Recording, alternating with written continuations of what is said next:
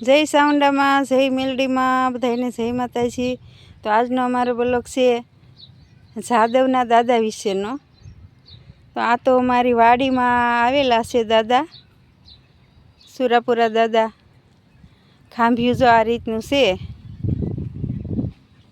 પહેલાંના જમાનાનું ખાંભિયું છે, સરસ મજાનું। તો આ કોઈ દરબાર પરિવારના દાદા છે। આ અમારી ઘરની વાડીમાં આવેલું છે ખાંભિયું। આ અમારી વાડી છે।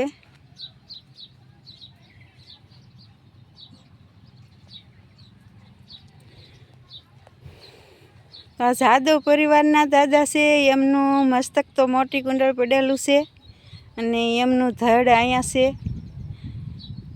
તો લડતા લડતા પહેલાંના જમાનામાં ગઢિયા કહેતા હતા કે દાદા લડતા લડતા એમનું મસ્તક મોટી કુંડળ પડેલું છે અને એમનું ધડ નાની કુંડળ પહોંચી ગયું છે લડતા લડતા, અને અમારી વાડીમાં આવીને અને પડી ગયેલા છે। તો અહીંયા એમનો પાળ્યો છે।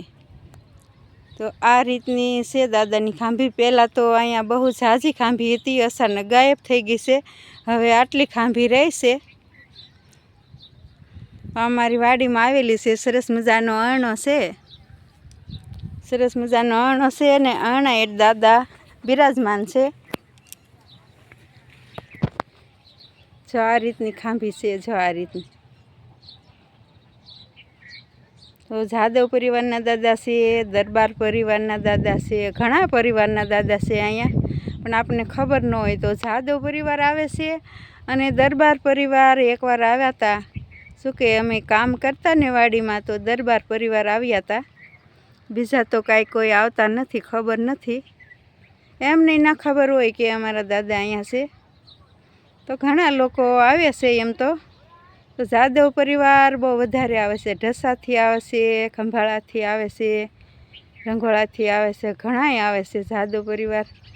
રાજકોટથી આવે છે, વાંસાવડથી આવે છે।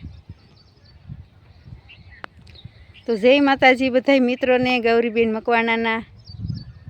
જય સાઉન્ડામાં, જય મેલડીમાં, જય માતાજી બધાને, જય મા મેલડી, જય દાદા સુરાપુરા જાદવ પરિવારને।